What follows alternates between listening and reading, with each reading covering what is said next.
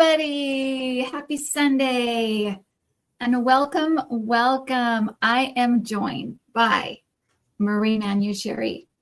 And Marie, if you don't know her, she is an energy intuitive specializing in clairvoyance, clairaudience, and medium communication. And she also is the host of the Marie Manuchehri podcast, which you can see on YouTube. And Marie, is there another place they can find the podcast, or is it just YouTube? No, it's on everything, every platform. Everything. Oh, yeah. Really? Okay. Yeah, it's on everything. Everywhere. Yeah, everywhere. I've got the link. Great. Okay, I've got the link for YouTube in the description, but I guess you can find it anywhere. Anywhere, yeah. I think our host is Spotify, and then it goes on every. Okay. Yeah. Oh, that's great. That's fantastic. Yeah. And I want to ask you real quick before we kind of get into what you do and the questions that I have for you. How did you decide on the format of your podcast? Because I love the way that it's formatted. Well, I did live radio for about 15 years, and people would call into the show, and then I would answer their questions live. And then because there was just so much going on radio, it's, you don't have a lot of time. I have an audio engineer who's constantly talking to me and participating in the show as well. And I really wanted to teach without the interruption.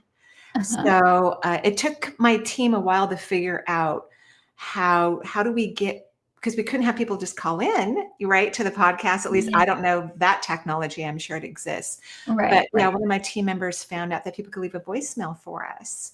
And I really love that, because then I can talk for however long I need and for that person, and make it also a teaching. So we have thousands of voicemail messages. Oh, it takes me about 6 to 9 months once someone leaves a voicemail, which is a long time for people who have to wait, but I do 2 podcasts a week even, and I can't do more than that. So it's kind of my way of giving back, where I can give an intuitive answer or solution.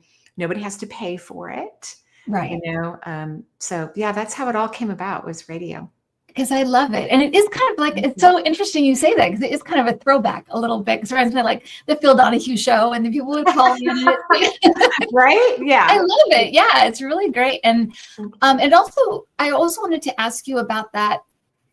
Do you get, does it help you to hear someone's voice when you? Yeah, it doesn't matter. I don't have to hear their voice. I don't have to see them. I don't have to know anything about them. So it doesn't hurt, but it's not a necessity. Before I read a client's energy, I go in cold. So I don't want to know why they have an appointment with me. And I will look at my calendar, which will have their name on it, and I'll write their first name. I won't even know where they are in the world. That's my very first question that I ask them when we go live. Where are you? And then I write their name, and I draw out their chakra system and their auric field. And I get a lot of impressions from that, because I do want to know from an intuitive perspective why this person has decided to have a session with me. They may have their own agenda as well, which could be what we mutually work from that platform. But yeah. Right. Oh, I love it. Well, Marie, before we get into the kind of the subjects that I wanted to talk to you about, could you give people just kind of a little background, kind of a micro background of how you arrived where you are? Yeah. Well, I was raised very holistically, and read a lot of books on spirituality from a young age. So my mind has really worked holistically my whole life. So I've always been interested in alternative health and taking vitamins, eating organically. No one in my family, the children I created and their children and their spouses, or my siblings, or even my mother, who's the only living family, none of us take medication for chronic health issues. So we really believe in holistic health. But along my path, I got excited about nursing school, to the chagrin of my mother. She wasn't thrilled. And still isn't thrilled. But I loved it. It was just like this brand new world to me. And there's a total difference between acute health issues and more chronic health situation. So while I was a nurse on the oncology floor of a Seattle area hospital, my psychic ability opened up. I started to hear and see and feel the reasons why my clients were ill, because I believe there's an emotional component to all illnesses, even a cold. There's an emotional component for why a person attracts an illness in their body. And it doesn't mean that if people have unfelt emotions, they're going to get sick. Every soul is different in terms of what pushes their buttons, what alarms them, what wakes them up. Obviously, when I have a health issue, I go, oh, that is so cool. I think it's exciting. I think it's interesting. So it's not really how the universe works through me. If it wants me to change a pattern or become aware of some consciousness, it wants me to I have different experiences, right? So having a health issue is just like a divorce or a money issue or something else. It allows a person an opportunity to wake up and have a different experience and grow. Right. Oh, so great. So the reason not the only reason, I could have a bazillion questions for you, but one thing that it just stood out to me when you did on your podcast, you talked about young souls and old souls on the planet right now. Mm-hmm. And there's a lot going on the planet right now, a lot going on in the country right now. And people are, fearful, nervous, worried, angry, all over the place, but also confused as to what is going on. And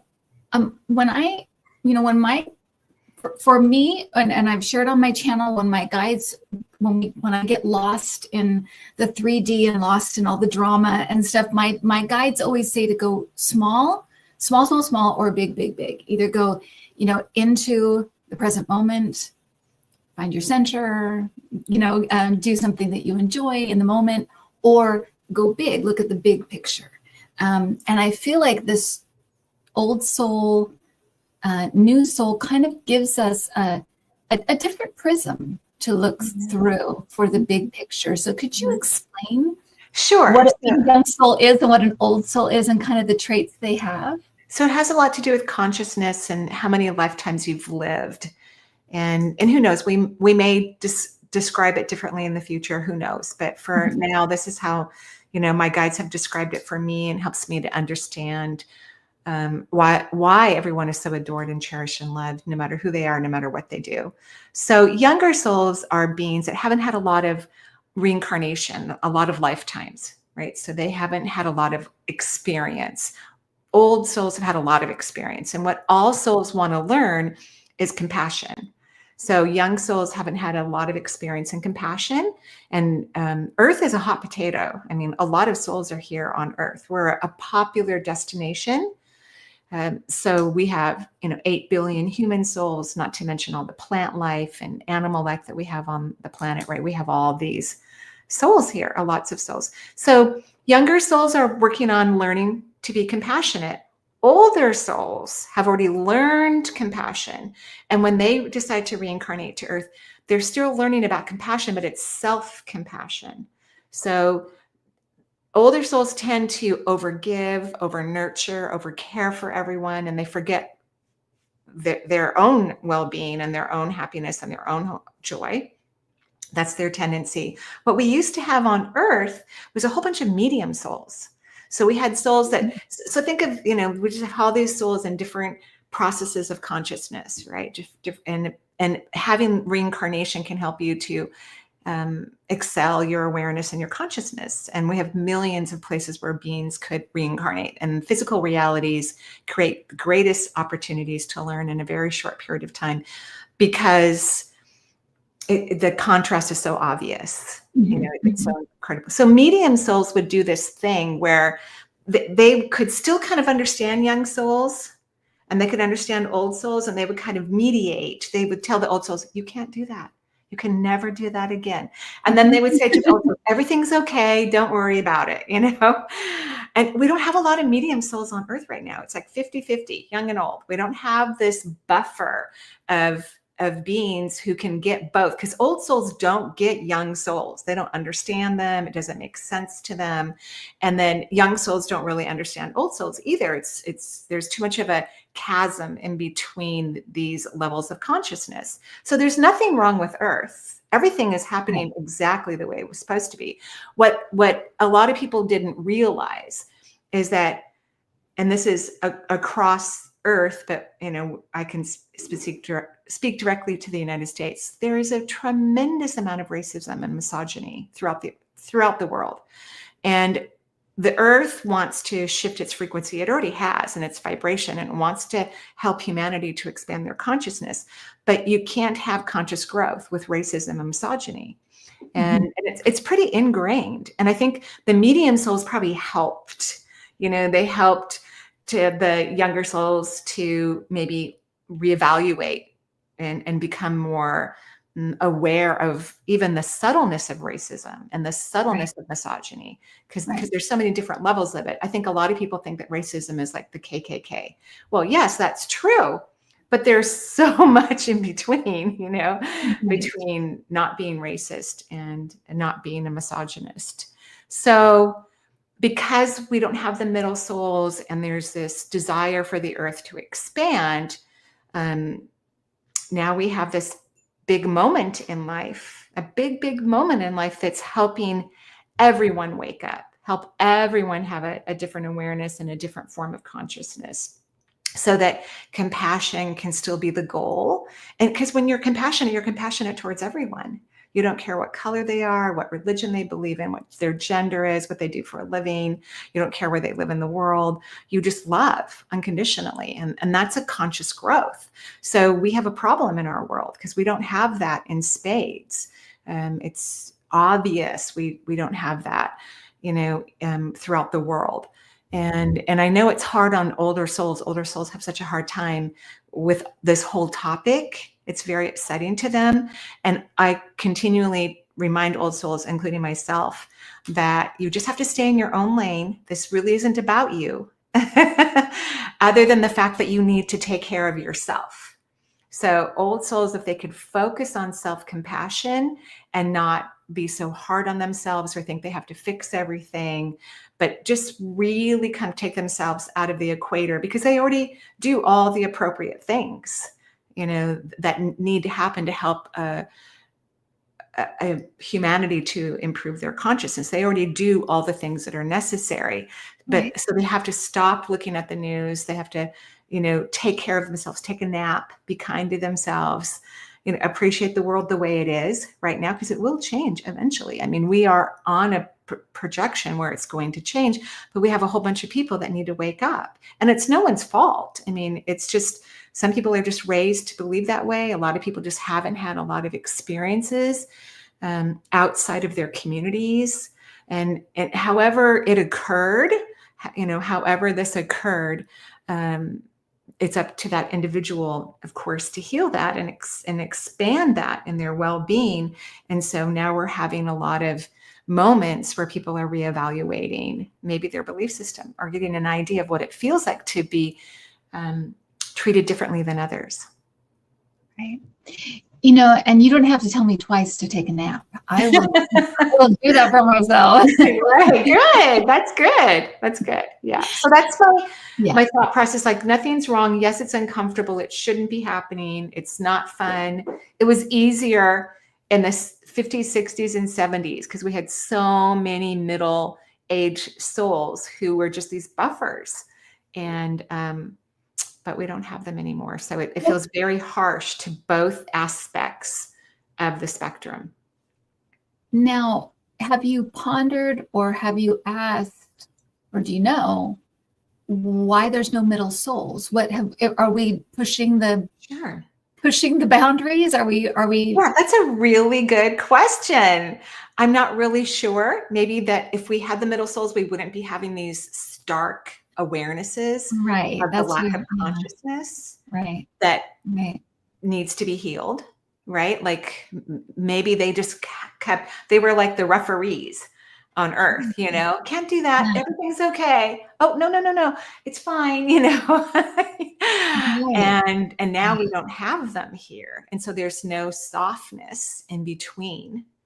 And so it's just a stark reality, like, oh my gosh, we need to fix this. Fix what? It's just a very interesting moment on Earth. It's an interesting moment on Earth. Yeah. It's very interesting because I noticed and I'm sure you noticed it too. In 2016, there was this immediate hitting the streets, out in the streets, everyone screaming, everyone upset. This time was different. This time was, okay, that's what you want. You got it. Well, I think I'm going to go start knitting and I'm going to go do my gardening. Right. Right. Yeah. Well, in 2016, our current president, who was, elected for the first time then, he didn't win the popular vote. He only won the electoral. So I think because the electoral should not be legal in the United States, it is not fair. It is not a democratic function. It can be manipulated so easily that it's and we're the only democratic country in the world that has that. Nobody else does. And we only have it for our presidency. So it doesn't make any sense. Right.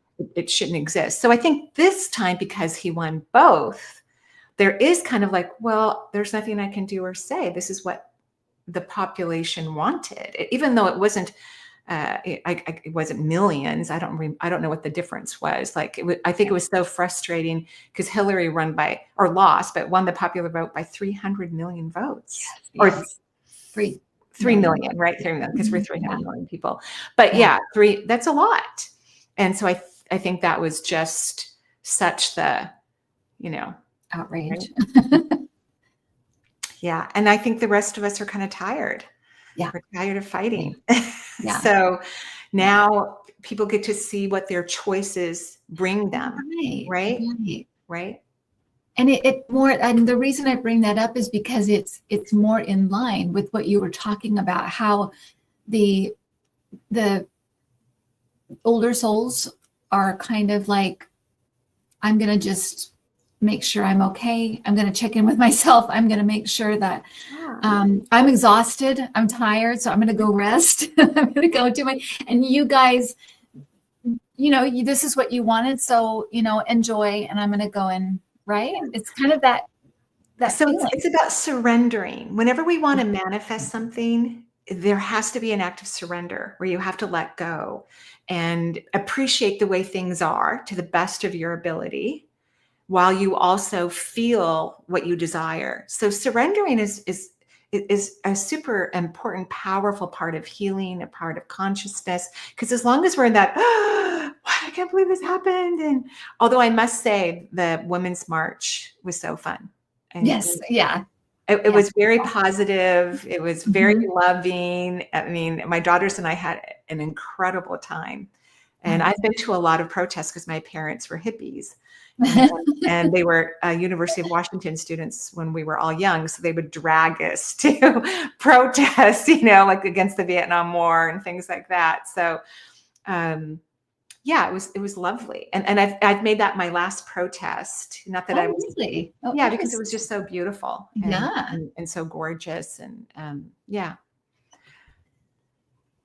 I want to ask you about, because we are in this time. What do you think we we should be working on right now as individuals, and what do you believe our job is as a collective? What do you think? It's a really good question. I think for those who choose to, I think collectively, if we can stay in the vibration of gratitude. So if you can find something to appreciate about right now, whatever that is, and maybe you can't look at politics to do that, but something in your life, if you can find something to really value and appreciate and be present with it. And at the same time, if you could be in the vibration of what you desire as if it's already here, and then find some beautiful element of gratitude about anything, because it doesn't matter what you feel grateful for, that can help your life excel. I think individuals need to focus on themselves and not so much on the collective right now. I think the collective has its own ironing to do. and that unless it brings you great passion and great joy, I think people should fire themselves from paying attention to the collective. And this is not about being irresponsible. There are other ways we can help. We can send money to certain organizations if we want to. Later, if someone feels inspired, they can certainly donate their time and their energy. But I don't think anyone should do anything unless it brings them joy. I really believe that. Even the members of Greenpeace, I hope, because I think their organization is great, I hope they're in joy.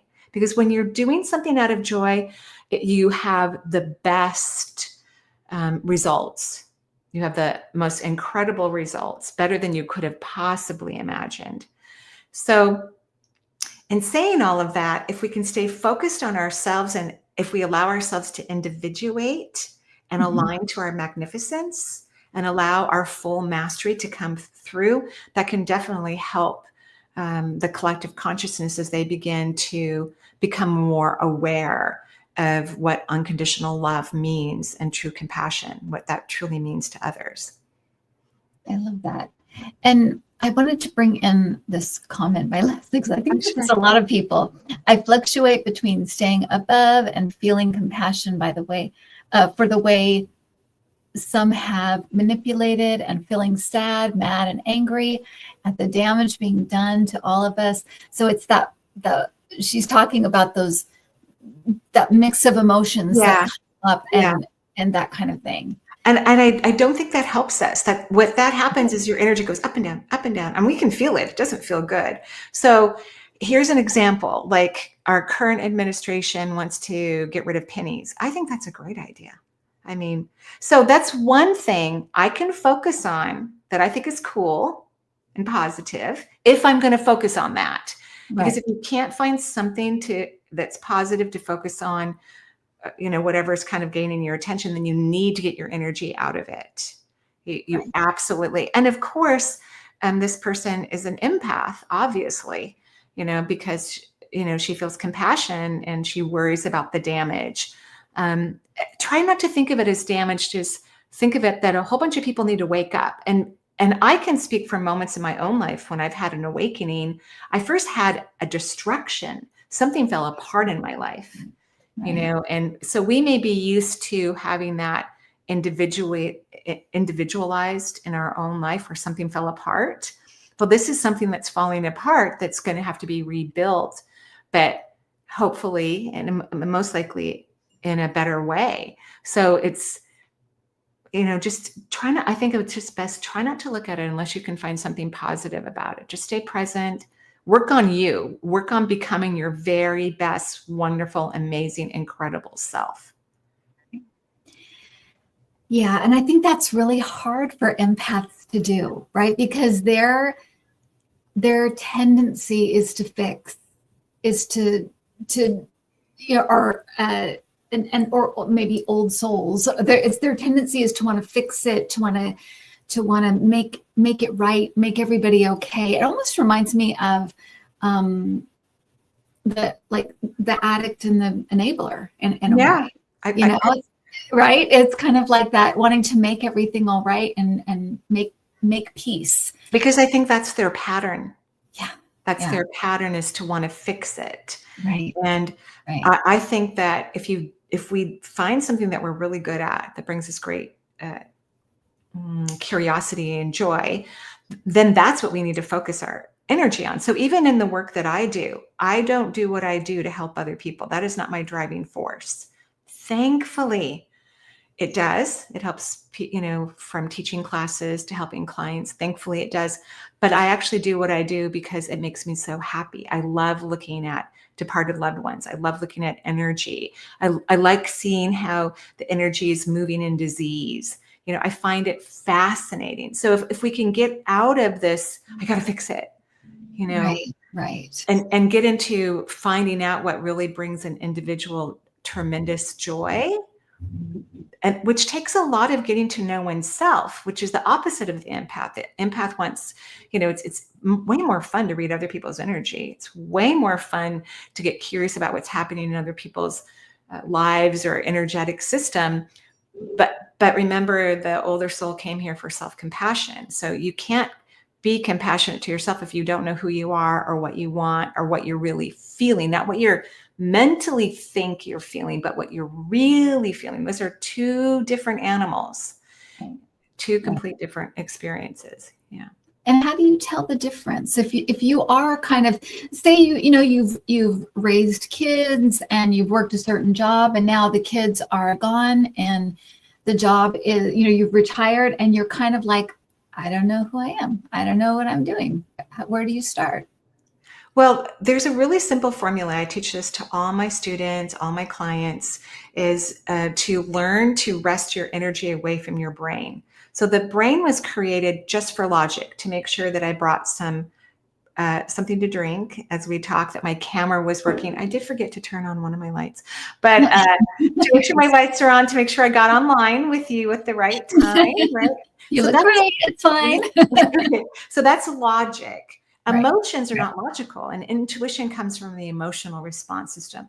Real emotions, even if someone is authentically angry or sad, they're calm, they're compassionate, and a little bit surprising in a good way, because they're always going to be the opposite of what your mind tells you. So the majority of the population walks around with what I call mind-made emotions all day long, and they go up and down, and they're like a yo-yo, and it's very disorienting. So I ignore my mind. I ignore my mind most of the time because it's not giving me accurate information. It's giving me false experiences unless I'm doing something logical. And I rest my energy in the lower half of my body, which means that I pay attention. I wiggle my toes. I feel my clothing on my legs. I spend a lot of time in my lower abdominal area, kind of like the pelvic cavity. And when I work, I naturally go into this space. And when you connect to the lower half of your body, you instantly connect to the second layer of the auric field, which is the emotional response system. So then you get to find out what you're really feeling. In fact, it'd be interesting if we had a room full of people who are upset about the way things are right now in the world, which they logically have every right to be. But if we got them out of their heads and into the lower half of their body, I'm curious what they would feel. Not mind-made emotions, but real emotions. Right. And that so perfectly segues into the next question I have for you, and I want to have, if they have questions for you, I want to encourage them to put them in the chat. We'll go there. But only 5 years ago, we were in the midst of a global pandemic. Yeah. And it seems we barely caught our breath. And now we're in the thick of more challenges. And it's as a nation, And do you believe that we are learning unfinished lessons that we didn't learn during the pandemic? Or are these opportunities for completely different lessons that we're very different lessons? So again, if people could get into their emotional response system, they might have a different feeling even about the pandemic. I loved the pandemic personally. Not that I wish it. I mean, I was surprised we hadn't had one, as someone who studied, nursing. I was shocked that we hadn't had a pandemic, because of course we studied a lot about the Spanish flu when I was in school. But the pandemic was all about, and we have regressed a little bit, because one of the things that happens as we evolve is there's certain things that need to happen to help the humanity to evolve. And one of them is for people to be happy with their work. And a lot of people do jobs they do not like at all. They don't even enjoy the company they work with. They may not even believe in the goods that are created for the company. And many of them have to drive or take a subway. They have to dress a certain way. They have to travel. Then they have to sit with people they don't enjoy, doing things that they don't like. And they do this for decades. So the pandemic was to help people start to allow themselves to be aware of their emotional response system when it came to their work, because people got to work from home. Not everybody, obviously. Hospitals, no, hospitality, whatever was open, no, they couldn't do that. But a huge percentage of the population got to work from home. So they got to take better care of themselves, eat better food. They got to wear their slippers, maybe they just dressed up to here, right? So a lot of people got happier. They were walking their dogs on their break. They were eating healthier food. They were getting better rest because they didn't have to spend hours commuting back and forth from their job. So that is why the pandemic occurred in this time frame. The overall reason is so that people will start to think about what makes them happy regarding their career and not stay in this fear-driven experience. I have to do this or I'm going to be homeless. I have to do this or I don't have health insurance. Because there are all kinds of creative solutions in the world. If you get in your emotional body, you start to feel happy and you start to enjoy yourself, then people start to get creative. One of my daughters, who's an engineer, she's worked for Boeing for 15 years. And so she'd been home since the pandemic. One of her children was born during the pandemic. So she has a 4 and a 7-year-old. And Boeing recently called everyone back to work. They actually called them back like a year ago, but my daughter didn't go. She goes, I'm not going back to work. It's a huge commute. She has to park 20 minutes away from her building. They moved her office into the shop. So it's really loud. And then she won't be able to take her kids to school or pick them up. So she quit. And now she's creating her own, something that's really important for her and very fulfilling for her. And that's really what the pandemic was for, is to help people individuate, move into alignment with what brings them joy, because work takes up hours and hours of our time every single day. It makes me think of some of the issues that are coming up now, because there are an awful lot of people being laid off. And I'm wondering, and when you just said that, moving into the kind of emotional body, do you think that a lot of those people are going to be able to, I don't know, think differently about their, is it another kind of wake-up call, I guess I want to say? It's another wake-up call, but it's a different vibration. So the pandemic was to help people, like I said, right, go, why am I doing this for 40 years? And certainly there could be an overlap of that. But for a lot of people who are waking up during this, current administration, they weren't thinking about the happiness and the fulfillment and the healthcare and the well-being and the work of others.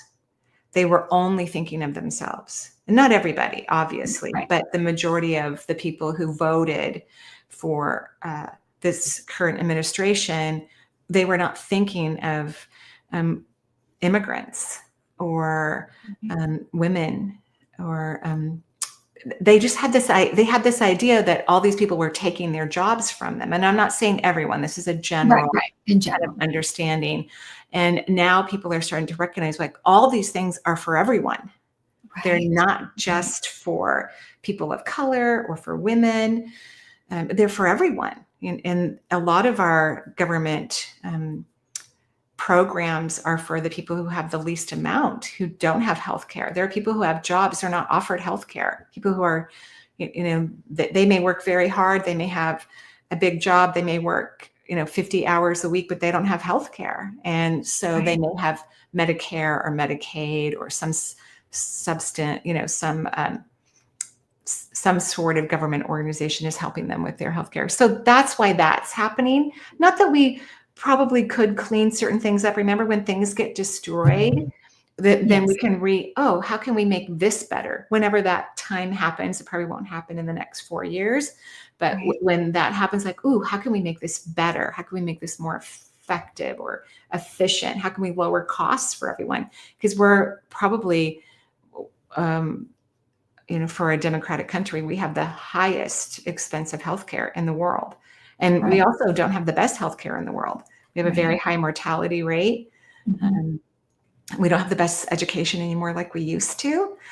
So there's a lot of things that could change. And so when we finally break something down, when we're ready for that, when the consciousness has expanded, then we can reevaluate how we could build up these beautiful systems that we need, that all countries have. All democratic countries have these systems.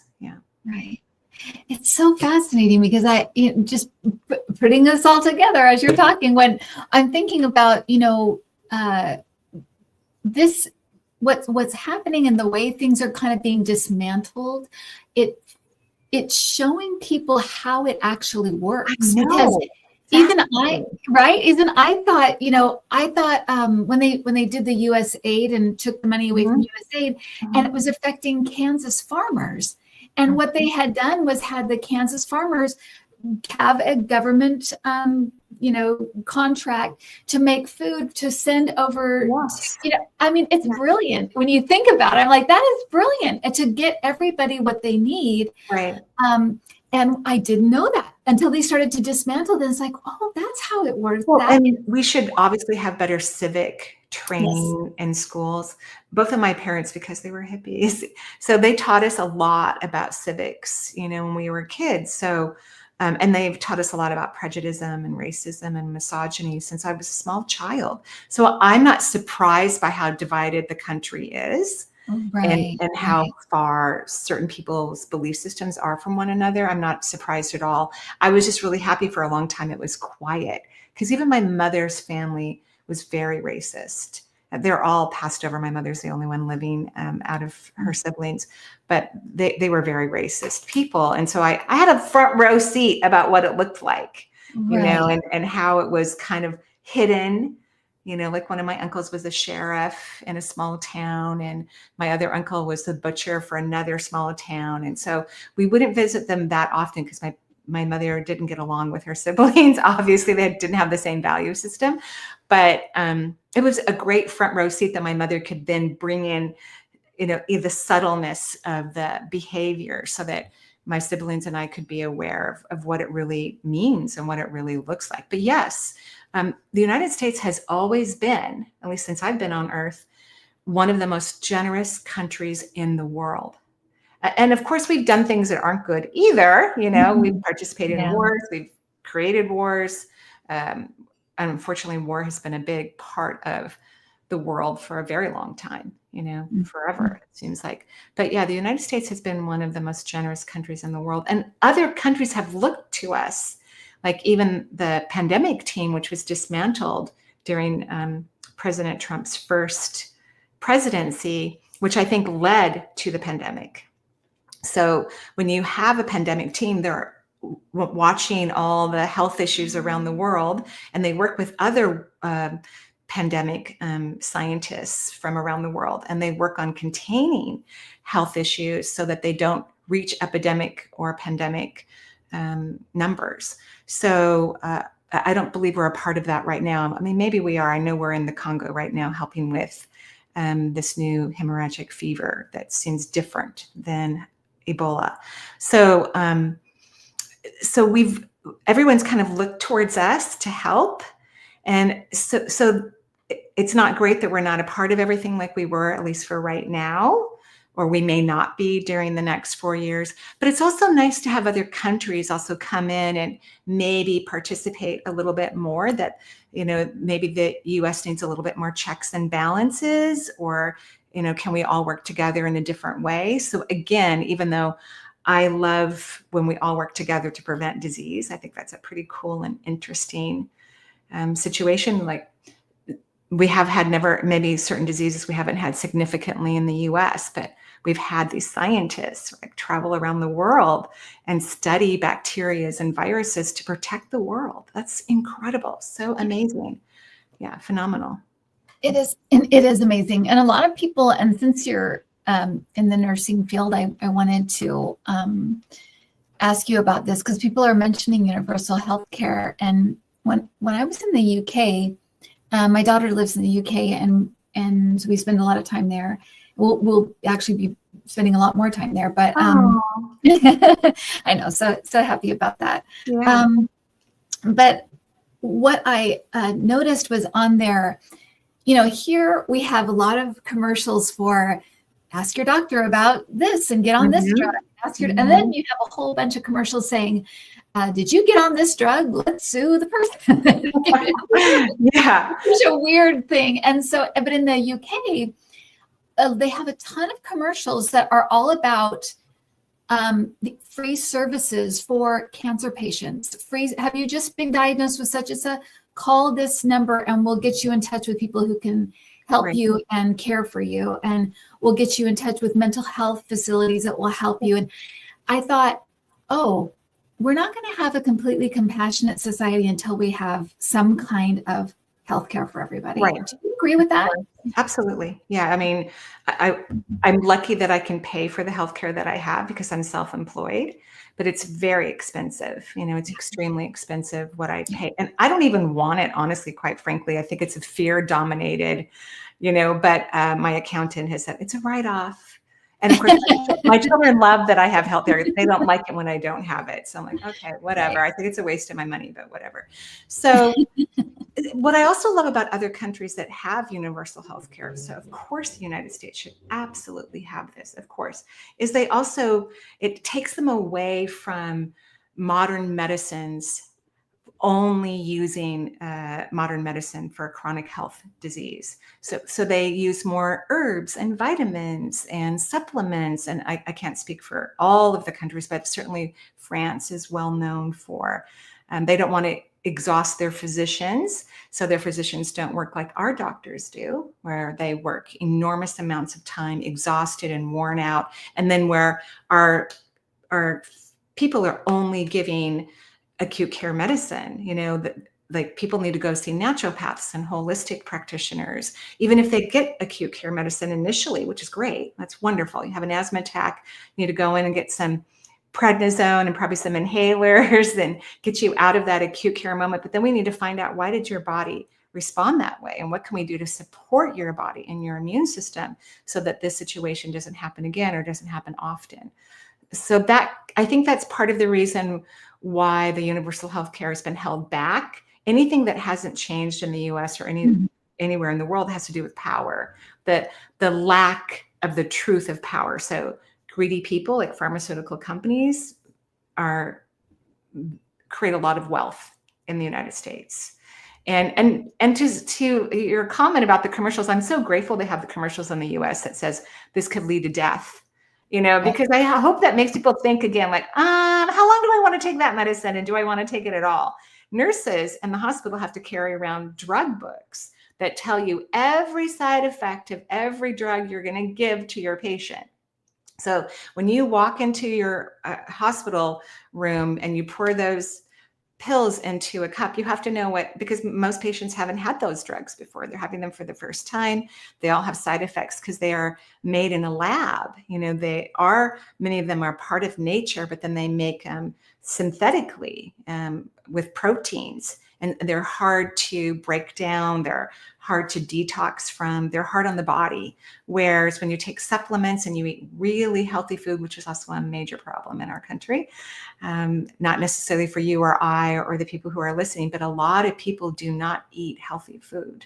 Right. They eat a lot of processed food and a lot of chemicals, and it's inflammatory to their body and leads to disease. So yeah, some of the things that might be happening in this destruction could potentially lead the American diet into a positive place, and maybe let pharmaceuticals to be present if needed, but not to be the answer every single time. Right. I mean, that's so true. Yeah. Yes. Could happen. I'm going to bring in this question because I had a question about, you had a recent podcast where you talked about reincarnating and why in the world will we reincarnate now? And this question, I think, is along these lines, because I can feel the why in this question. Brilliant City asks, I would like to propose, is there a higher purpose for what is happening right now? It is bad and worrisome, but for what reason? Is this a lesson for the US only, or for the world to appreciate us? So I think that's a beautiful question, by the way. I think it would be nice to be appreciated too, right? To have other countries appreciate us more. I think that would be lovely. But even Brilliant City, we don't know what you're really feeling. That's what your mind is telling you what you're feeling. And it's because the brain is not emotional, and all of these mind-made emotions probably have nothing to do with what you're feeling.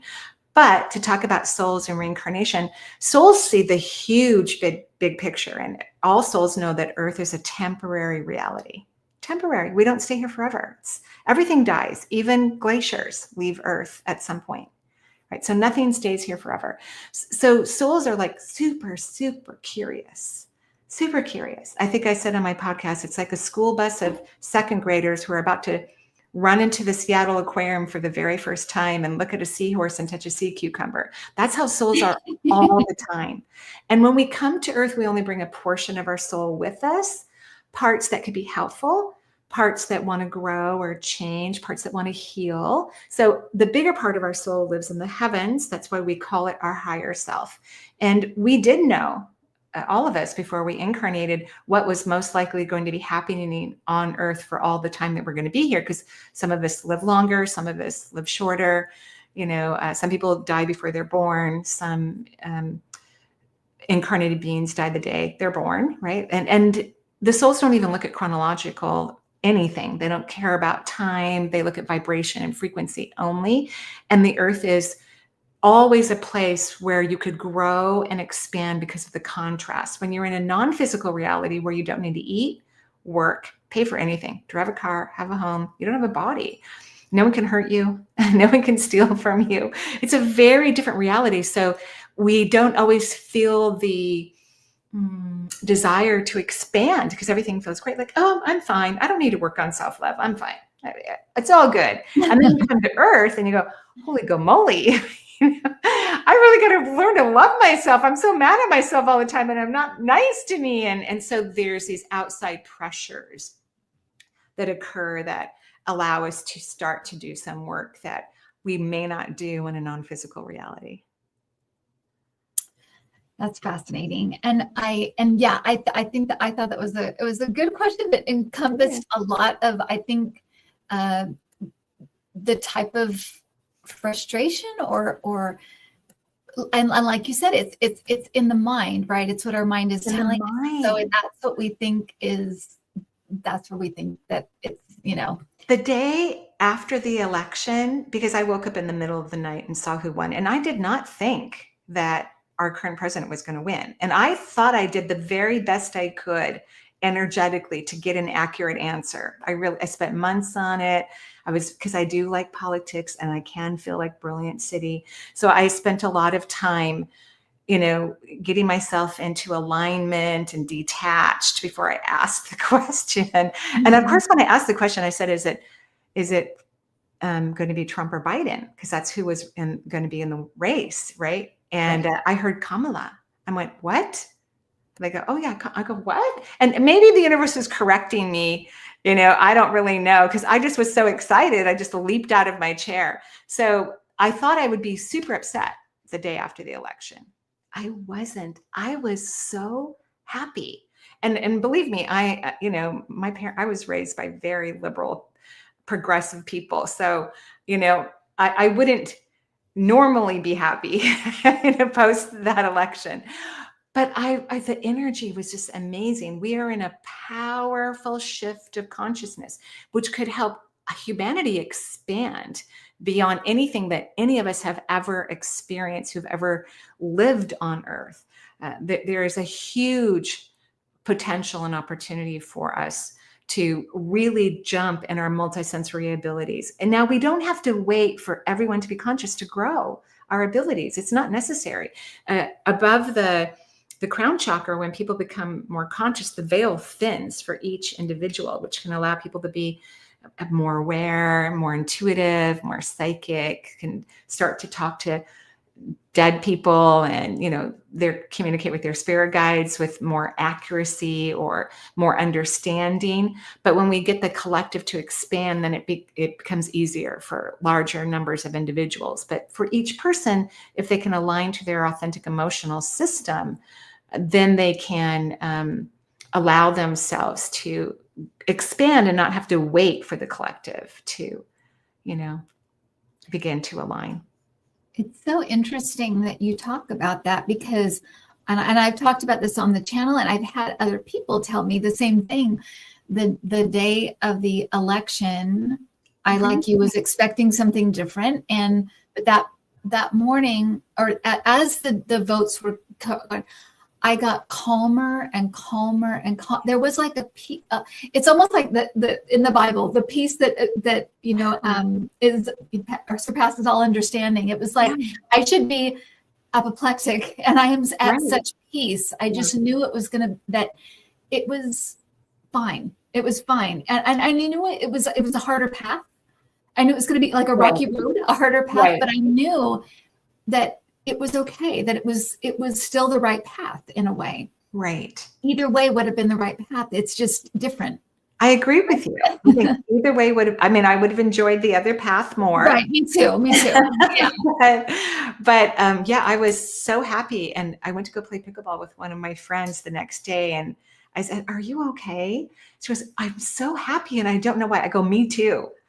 Bizarre. Yeah. So that's interesting that so many other people have that same kind of vibrational aspect. That's why it's so critical for people to not listen to their minds. Yes. The mind doesn't really know what we're feeling. It doesn't understand intuition or psychic ability. It never will. It's not supposed to. It's logic. And intuition has nothing to do with logic. So just for people that maybe have not had that experience, Marie, and I know that you say you move into the body. Everybody's a little different with how they read. What does it feel like to get a message for you? Oh, well, because I kind of keep it on all day long. So it's just a normal experience for me. But working with others is a higher vibration for me as well, right? My mind is quiet. Even right now when I'm speaking to you, it's as if there's just like this white noise in my brain, and things are just channeling through and coming across the divide, I guess you could say. But it's a very calming experience. It's very calming inside. So what happens to humans is, because they are in this fight or flight pattern all the time, or a lot of the time when they use their brain to feel, it makes them exhausted and worn out. And it's not good for their adrenal glands and their immune system. It's really hard on the body, fight or flight. Fight or flight's only supposed to be there, the sympathetic aspect of your autonomic system, if you are being chased by a lion, or like if we had an earthquake and you had to go turn off the gas line to your house, that's what fight or flight is for. But humanity spends a lot of their time in fight or flight pretty much all day long, even if those things are not happening to them. So if we can get people to get out of their minds and stop thinking, analyzing, and processing, that would be remarkable. Even scientists, when they do hypothesis, they are not supposed to think about it. They write down the hypothesis before they do an experiment. Like, oh, we're going to mix this liquid with this carbon. This is what we think might happen. And then they detach from that and do the experiment and see what happens. But what humans do is they're thinking about the past, the future. They're coming up with all these ideas. They're trying to change their past. They're in this constant overthinking, analyzing. So when you can stop that, it feels calm. It feels relaxed. It doesn't even matter what happens in the world. And of course, older souls are already compassionate. So they don't have to work on caring for others. They're always going to do the best they can, and they will always be available to help others. But then they can actually enjoy their own life and allow themselves to be connected to the multisensory world. And everyone's connected, but to allow themselves to experience the connection of the multisensory world. Love that answer. And the last question I have for you, Marie, before I ask you about the things that you offer, when you hear, just for the rest of us and for anybody listening, so I get these emails all the time. When you hear bad news or sad news around, what's happening around the world, or what do you say to yourself, and what would be a perspective that we might embrace to help us cope? Try not to listen. Number one, I don't read the news that much. I do my best not to.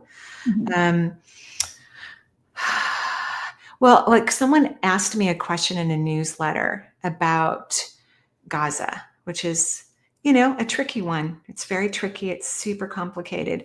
And the person asked me this question. They wanted to know how someone could support Hamas. And I thought it was a great question, by the way, because that goes against a lot of our belief systems. We don't want to support terrorists. And I reminded, because we tend to forget the whole history. So what you want to do is ask for the bigger picture. Please show me the bigger picture of this, headline, or what I just heard on the news. Show me the bigger picture. And the bigger picture about the Gaza is that 700,000 Palestinians had to leave their homes before Israelis were brought to Israel. 700,000. So you can only imagine many of them did not go peacefully. It was very difficult. They had to abandon their homes and leave where they had lived for years to go live in the Gaza, right, and to live in Palestine. And so we've had since the 40s, there's just been this stress and anxiety and complications. It's very difficult. And then Israel doesn't support the Palestinians. They don't pay for them. And whenever we have a society throughout the Middle East in particular that gets marginalized, unfortunately, terrorist organizations tend to make their home base in that area, and they tend to act like the government and provide for that community, and then that community starts to protect them.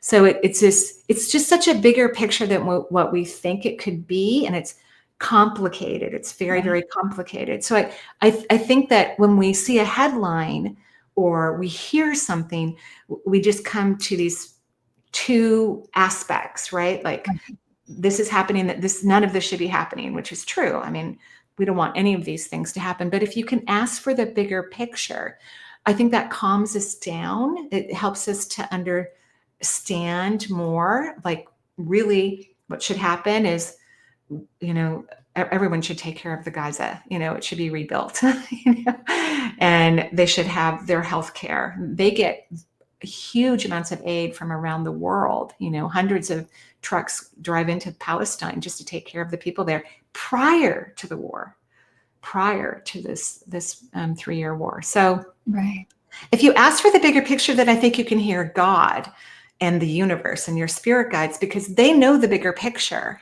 And when they explain things to you or show you images or you hear something, they always do it with such love and compassion. So when my energy is low, because it can be, right? When my energy is low and I'm like, we're sending trillions of dollars to Israel that's now bombing the Palestinians, right? When I'm having that, I stop, because I know I'm going into fight or flight, and it's not good for my immune system. It doesn't allow me to feel creation. And I wait till my energy is elevated. So I'll distract myself. I may look out the window. I may play with my dog. I may think of my grandchildren, I get my energy up that's not on that topic. And then I ask the universe to show me the bigger picture. And the bigger picture, ultimately, again, we're talking about compassion, is that we need to have compassion for everyone, right? For everyone, in all scenarios, in all regions of the world, and every religion. And we all have to have compassion for each other. And we are all growing and learning at different soul ages. So we can't expect young souls to become old souls overnight, right? We just can't expect that. Because they have to have experiences where, usually what helps a younger soul start to move into compassion, usually they witness something terrible, unfortunately. And that helps them to learn compassion. Unfortunately, that's how it usually works. Yeah. That's so true. And it does sound like, thank you, Seascape, for that. Thank you. It does, sound like with an older soul that they're like, they get, frustrated with younger souls. Why can't you just be nicer? Why can't you just be loving? Why? But that's it. You kind of have to meet people where they're at and know that they can't act beyond their consciousness level. That's where they are. Yeah, right. That's where they, and there's nothing wrong. If we all never really die, and we're all extremely curious, and we've decided to come to this temporary reality to raise our consciousness and to have different experiences. So not only for while we're here, but when you leave Earth and you've had this, big awareness, you get to fly out into the magic even more. You get to rise your vibration even higher than it was before. And also, older souls, what they may forget is that when they are happy, they actually help Earth.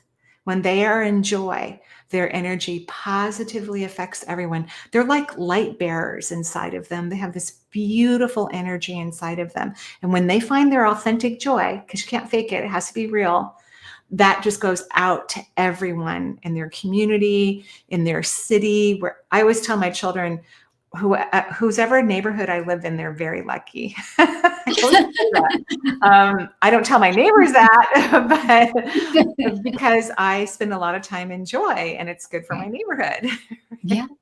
So Yeah. I think older souls, if they could just find authentic ways to return back to their parasympathetic aspect of their autonomic system, which is calm and where their wisdom is, and find something that authentically makes them happy. If you're feeling selfish as an old soul, you're on the right track. That's what I believe. I believe that. Interesting. And I just last question. God King Tony Clifton wants to know: are contrarians young souls? I don't know what the word contrarian means. People that are always, being contrary. If you say the sky is blue, they'll say it's green. If you say some things this way, they'll say the other thing. It's like they want to argue. No, basically. no. I mean, they might be medium souls, but older souls usually give too much of themselves. They're too kind. They're overly compassionate.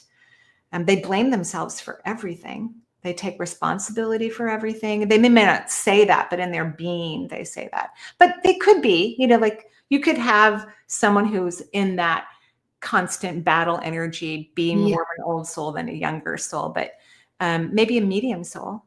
Okay. Because medium souls think they know everything. They think they know everything. Medium souls do. Okay. I mean, that is what they are. I think they know. Yeah, Gina says oppositional. That's a great word, Gina. Yeah, oppositional. That makes more sense. So thank you so much, Marie, for coming on. It was so fun to talk to you. And I knew that I wanted to talk to you about all this stuff that's going on in the world. And thank you so much for coming on and sharing with us. Tell people about the services you offer, but tell people about Ireland. Oh, yeah. Your website, I was like, we might have one more. Wait, I think we have one more spot left, maybe two. I'm not sure, because I think it's still on my website. So I try to do an international retreat every year. And this year I'm going to Ireland for a whole week, learning what I like to call the joyful intuitive method, like how to be joyful, how to use your intuition in every area of your life. So we're going to stay in this lovely hotel, just a half an hour out of Dublin. And I'm going to teach for 7 days. We're also going to go to the moors. We're going to take a trip and go to the moors. Yeah, the hills. And we're going to be on top, and then we're going to take a boat at the bottom too as well. We're going to do Qigong every morning. And it should be really, really fun. It's a beautiful hotel. I can't remember the name of it right now, because my assistants take care of all this stuff for me, right? But it was awarded from the National Geographic. Its gardens were awarded. So it's really stunning, beautiful hotel. I'm excited to go there. And why did you pick Ireland? I was in Ireland in 2023. I've taught 3 times in Greece and once in Spain. And I'd always wanted to go to Ireland. And so I went, I always go on vacation after I do a retreat. So I spend about 3 weeks in Europe.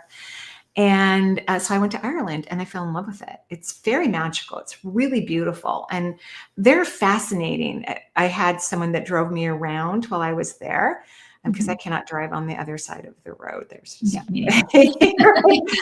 mean, that would be hard for me. And they pay a lot in taxes. They have universal health care, but they pay a ton in taxes. He said like 40%. Interesting. Of their income goes to taxes.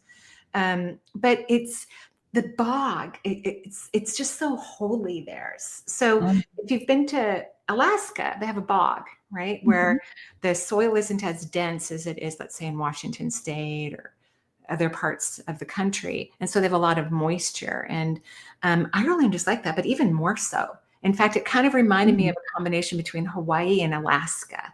It's just beautiful. And they love organic and free range. So animals are just everywhere. You're like looking at a cemetery and there's cows there, like literally. you know? Oh, Yeah. It's wow. really lovely. So I thought, I really want to teach in Ireland because it's sacred. It's got sacred music. That sounds amazing. Well, I really invite people to look at your website. It's a beautiful website, by the way, and look your services and check out your podcast on YouTube Got and 3 classes. anywhere that I have the YouTube link. Yeah, thank you. Yes, yeah, YouTube is fun. I like it. All right. Thank you so much. Thank you, Kim, for everyone. having me and for asking these questions that are important so that individuals can, calm their bodies down and allow their soul to flourish no matter what's happening on earth. Yeah, I so agree. I so agree. Thank you so much, Marie. Have a beautiful day. Everyone. Thanks, Kim. Thank you. Have a great Sunday. Bye, everyone.